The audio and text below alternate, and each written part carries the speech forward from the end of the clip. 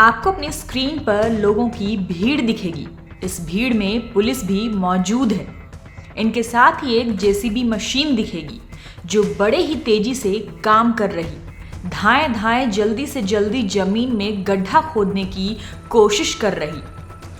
सुबह से रात हो गई है और जेसीबी मशीन अभी भी अपने काम में लगी हुई है। आपको साफ दिखाई देगा कि जेसीबी मशीन ने काफी गहरा गड्ढा खोद दिया है, फिर भी शायद ये मशीन जिस चीज को ढूंढ रही वो इसे मिली नहीं है और अब इसी चीज की तलाश में एक शख्स अपने हाथों में कुल्हाड़ी लिए जमीन खोदे जा रहा।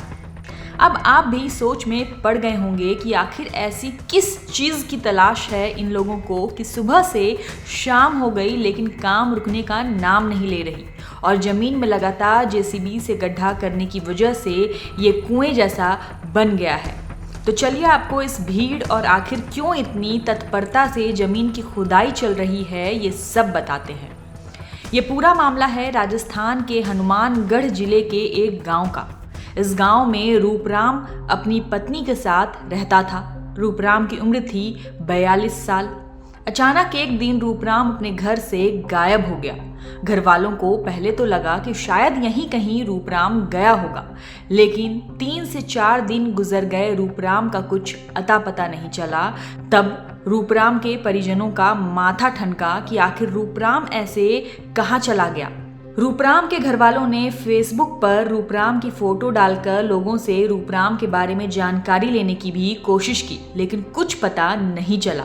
काफी मशक्कत के बाद भी जब रूपराम का कुछ पता नहीं चल सका, तब रूपराम के भाई ने पुलिस में जाकर रूपराम के गुमशुदगी की रिपोर्ट दर्ज करवाते हुए इसके पीछे रूपराम की पत्नी के साथ ही उसके 2 दोस्तों पर शक भी जताया।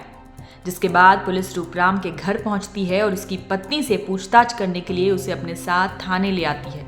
शुरुआत में तो रूपराम की पत्नी ने एक शब्द कुछ भी नहीं बताया, लेकिन लगातार और सख्ती से जब पुलिस ने पूछताछ की तब उसने रूपराम की हत्या की बात कबूलते हुए बताया कि रूपराम की लाश उसके घर में जो बाथरूम बन रहा है उसी की टंकी में दफन है।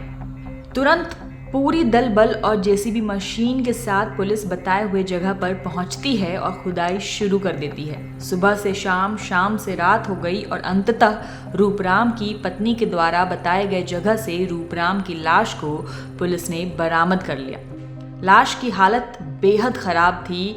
लाश बुरी तरह से सड़ चुकी थी। लाश को पुलिस ने पोस्टमार्टम के लिए भेज दिया है और रूपराम की पत्नी, जिसका नाम अंजू है, उससे लगातार पूछताछ कर रही है और ये जानने की कोशिश कर रही है कि आखिर उसने रूपराम की हत्या की क्यों, इसमें और कितने लोग शामिल हैं। आपको बता दें कि रूपराम की शादी आज से 25 साल पहले हुई थी और इन्हें 2 बच्चे भी हैं। देखिए, गुगामिडी थाना क्षेत्र में गांव खचवाना में करीब 45 वर्षीय रूपाराम बेनीवाल हैं, जिनके घर से गायब होने के संबंध में एक एमपीआर थाने में दर्ज हुई थी, परिजनों के द्वारा दर्ज कराई गई।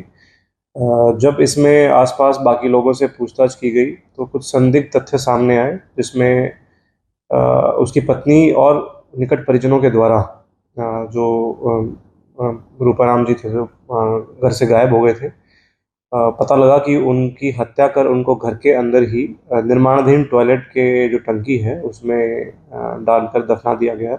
अभी प्रारंभिक पूछताछ के दौरान जो आरोपी हैं उनके द्वारा घटना स्वीकृत की गई है। इसमें जो एफआईआर दर्ज कराई गई है उसमें जो मृतक है उसकी पत्नी, उसके पुत्र, उसकी सासू माँ और कुछ निकट संबंधियों के नाम इसमें दिए गए हैं, जिनको अभी डिटेन कर लिया गया है। उनसे सघन पूछताछ जारी है और जो भी साक्ष्य अवेलेबल होंगे उसके अनुसार विधिक कार्रवाई की जाएगी।